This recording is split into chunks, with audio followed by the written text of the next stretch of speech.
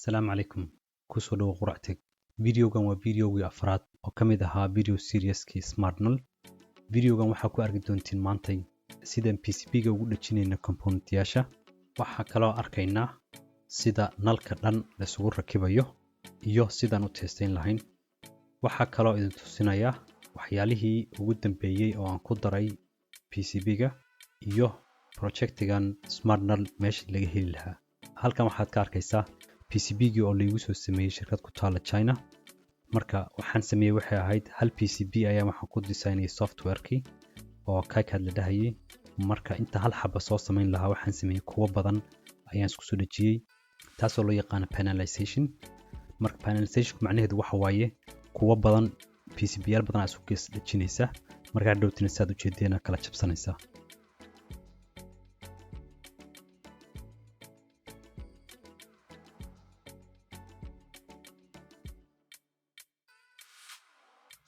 hadda waxaan soo baxsanayaa SMD component-yaasha kuwaas oo aan rabo inaan ku dul alxamo raadka SMD-ga aan PCB-ga ku soo sameeyay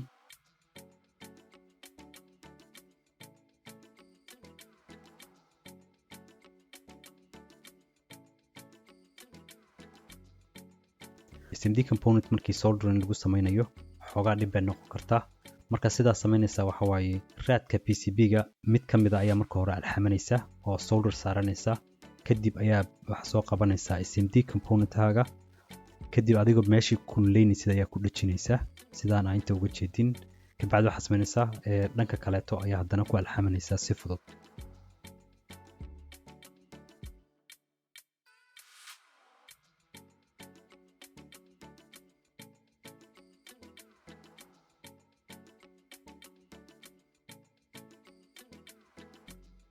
marka gobolkood waxaa dhacda qalad inuu dhaco oo aad u baahnaatid inaad ka fujisid meesha SMD component-ga hore ugu alxamatay marka waxaad sameynaysaa waxa waaye solder ayaa ku badinaysaa labada dhinac marka waxaad sameynaysaa birta kulul ayaa haba dhinac saaraysaa ilaa marka dambeeto uu component-gu ka soo fuqo meesha kadibna meesha ayaad nadiifsanaysaa si aad mid kale ugu dhigsatid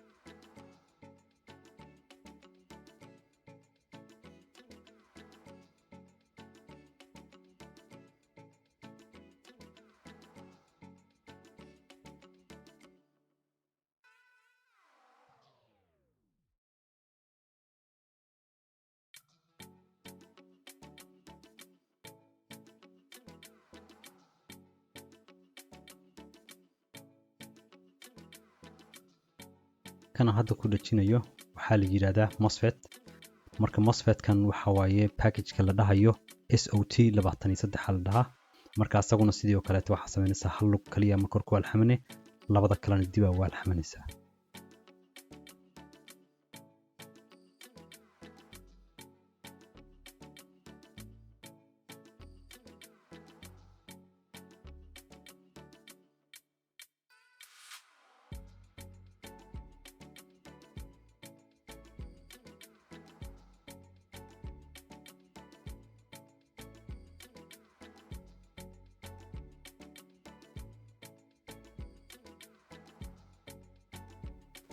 marka hadda SMD component-yaashiina ku alxamo waa dhameeyay waxaan sameynayaa waxa waaye hadda component-yaashi waaweynaan ku dhajinayaa kana hadda u jeedin waxa waaye kan la dhahayo solid state relay marka asagana waxa waaye saa u jeedin hal lug baa marka hore taado ku toosanaysid gacanta ayaa ku alxamanaysaa lugtaas si fiican kuugu dhigto kuwa kaleeto ayaa iyaguna si fudud kuugu dhigayaan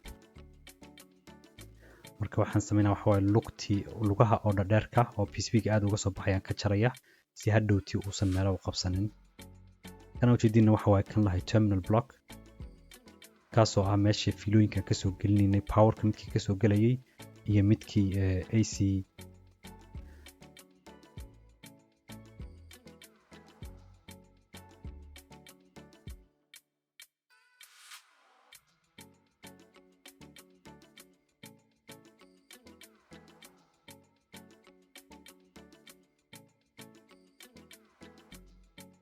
kana waxa waaye pin header kii labada row ahaa marka asagana waxaan ku samaynaa waxa waaye saa ujeedaan oo gacanta ku haya oo birta kulul iska ilaalinaya hal xaba ku alxamanaya halka xaba si fiican markuu igu toosmo si fudud noogu alxamanaysaa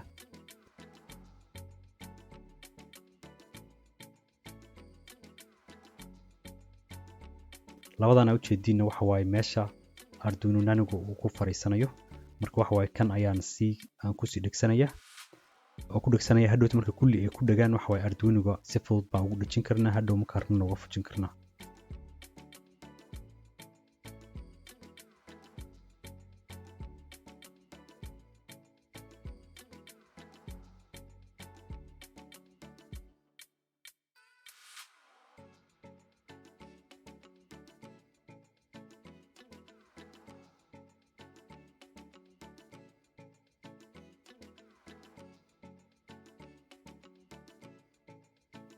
okay female pin header kaleeto hadda ku dhajinayana waxa waaye midkii oo aan ugu talagalay Bluetooth module-ka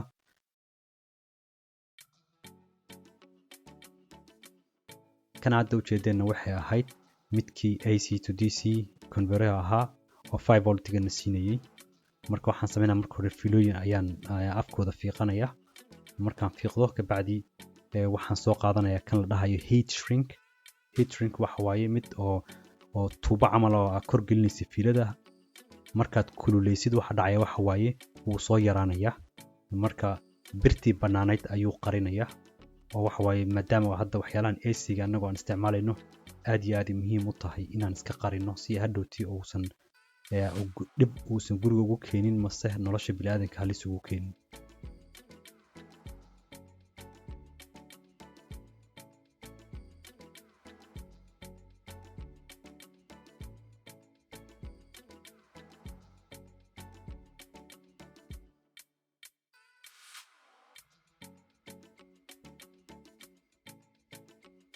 marka sida fiilooyin markii meel lagu alxamanayo si kugu fududaato marka hore waxaad samaynaysaa waxa waaye fiiladii ayaa wax yar alxan ku dhigsanaysaa hadhow fiiladii oo adag oo alxan wadata ama si solder wax la dhahay wadata ayaa birta rabtina ku alxamatid dulgeynaysaa adoo kululeynaysid meeshii marka si fudud ay kuugu dhagaysaa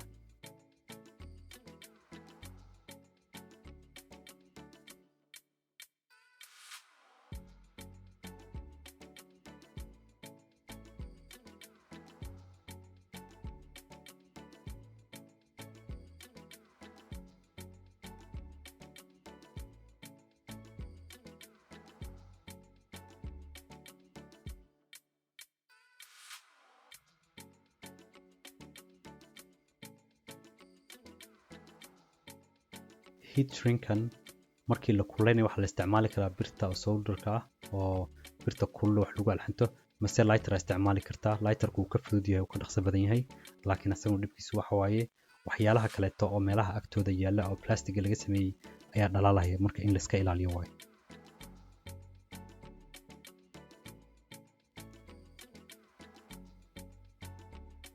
hadda dhankii AC-ga ayaan ku dhigsaday fiilooyinkii haddana dhanka kaleeto oo DC-ga ah oo Arduino powerka siinayay ayaan fiilooyinka ku alxamanaya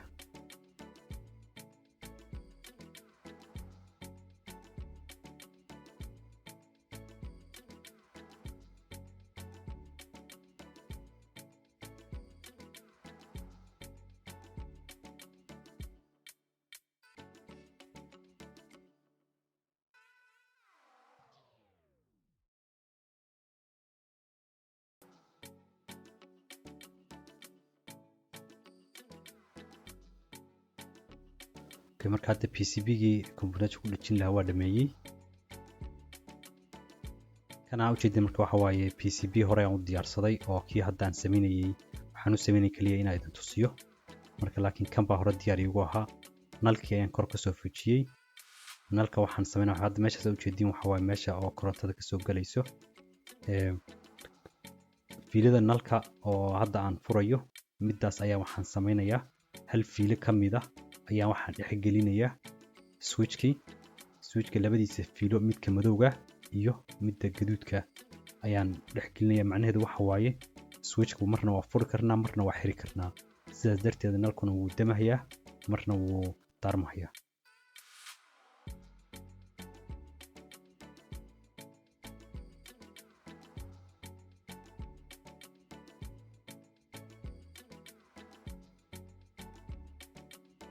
marka hadda fiilooyinkii dhankii kaleeto ayaa waxaan ku darahayaa fiilooyinka dhanba live kala dhahayo kuwan brownka ah iyo kan gaduudka ah ayaan isku dhejinayaa. marka hadda saad u jeediin waxa waaye nalkii qayb ka mid ah ayaan kala gooyay oo waxaan geliyay switchkii. dhankii kale naturalkana waxaan sameynayaa iyagana hal dhinac baan iskugu dhejinayaa. kuwa naturalkuna waxa waaye kuwa bluega waaye. marka wixii dhan baan meeshan gudaha gelinayaa. waxaan sameeyey marka fiilo ayaan soo samaystay, waxaana ku sameeyey meel laga daarayo lagu daminayo, kaas oo aan ugu talagalay anoo miiskayga fadhiya inta maanta haba korkori lahaa miiskayga anoo fadhiya inaan ku testayo. marka halkaas baan ka daminayaa kana daarahayaa. kaad saa ujeedin marka waxa waaye haddii nalkii baan iska damiyey oo meesha ii daarnaa, hadda nalkii caadiga aan daartay. marka koobaadkii caddaa baa daarmaya. markaan damiyo haddana daaro waxa waaye inuu damo waaye, inuu dansanaado waa kan caddaan ka ah.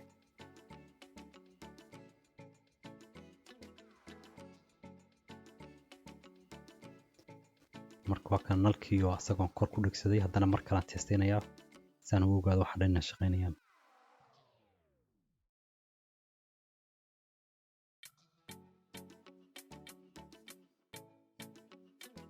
marka waa kaas nalkii dhan oo rakiban oo kulli wixii dhan shaqeynayaan aan marka ugu dambeey testeynayaa. haddana waxaan ka hadlaynaa waxyaalihii ugu dambeeyey oo aan ku daray smart nalka PCB-giisa. schematic-gii waa kana, isagoo sidiisa waxba kamaana bedelin, sidiisii waaye. laakiinse markaan PCB-ga fiirino waxyaalo yaraan bedelay. waxaan sameeyey waxa waaye soonyaashii ayaan waxaan ka sikiyey meeshii AC-gu soo geli lahaa. waxaan kaloo sameeyey labada fiilo, midda oo switchka labadiisa dhinac qaybna waxaan sameeyey dhanka kore ayaan ku socodsiiyey fiiladiisii, qaybna dhanka hoose kaasoo bluega ah. kan L1ka la dhahayo waa midkan oo asaga waxaan ku waday dhanka hoose. L1ka dhanka hoose aan ku waday, kanna dhanka koraan ku waday. marka labadii planeyaashii labadii soonyaashiina waa ka sikiyey maadaama AC-gu voltage-ku uu badan yahay. waxaa dhici kara wax la dhahayo breakdown, macnaheedu ay tahay boos badan haddaan loo dhaxaysiinin waxyaalaha waa isku dhegi karaan. marka sidaasaan sameeyey. midda kale oo aan ku fakari lahaa haddii kaba soo qaad oo aan kan la raba in wax lagu sii kordhiyo oo future-ka si loo isticmaalo, waxaan ka bedeli lahaa waxa waaye kan la dhahay solid state-kan. solid state-kan waxaan ku arkay maadaama ayaan nalka isticmaalay, waxaan ku arkay nalku waxyar uu faranjeynaya markaas loo daaro. marka waxaan isleeyahay waxaa ka fiicnaan lahayd in lagu bedelo relay caadiya, kuwaasoo aan helay kuwo yariisa oo aan kan wixii koodan ku doorsaday waxay ahayd yaraantiisa, iyo waxaa kaloo ku doorsaday maadaama uu wax mechanic uusan ahayn inuu waqti badan yahaynayo. laakiinse isagoon ciladiisu waxa waaye current badan ma qaadi karo oo waxa waaye power badan ma qaadi karo. sidaas darteeda waxaan isleeyahay waxyaalahan arkayo ama tahay taas darteed marka relay caadi aan ku bedeli lahaa. taas waa midda kale aan samayn lahaana waxa waaye intaan isticmaali lahayn Arduino-gan weynka qolofkan u jeedin kore, waxaan ku bedelan lahaa chip kale aan ku bedelan lahaa in la dhahayo ESP32, kaasoo na siinaya internet access. macnaheedu waxa waaye maadaama aan u bixin smart nal, smart waxa si u noqdaan waxaad u baahan tahay internet connection baad u baahan tahay. guriga waxaa la samayn karaa waxaa la dhahayo home automation. haddii uu internet leeyahana waa ku dari kartaa. macnaheedu waxa waaye gurigaaga dhan hal meel ka xukumi kartaa telefoonkaaga. bluetooth-kana marka sidaas darteed looma baahnaan lahayn intaan ku dhegsanayno. marka taas waa midda kale oo ugu dambaysa rabay inaan la qaybsano waxa waaye projectiga smart nal u bixiyey. waxaan soo geliyey GitHub aan soo geliyey. GitHub markaa soo gashin waxaad arkaysaa projectigii dhan. midaas oo saa inta ugu jeedin nalkii wax yaroo sharaxaada iyo schematic inta ka arki kartin. wakaasa kadib waxaad samaynaysaa waxa waaye projectiga haddaad rabtid inaad soo qaadatid waxaad tagaysaa meeshaan ay ku qoran tahay code. kabacdi waxaad leedahay soo qaad download zip computerkaaga. linkigan waxaan soo gelinayaa video descriptionka. marka intaasoo ku dhammaaday videogii ku saabsanaa SmartNull. kana raali noqda waqti badan inay qaadatay inaan videoga dhammaystiro. xoogaa waxaan isaga mashquulay shaqo iyo noloshayda caadiga. marka insha Allah waxaan isku dayayaa hadda laga bilaabo inaan xoogaa videoyaasha soo badiyo. waan isku dayo malaha wiigiiba hal xaba inaan soo geliyo. insha Allah. Assalaamu calaykum.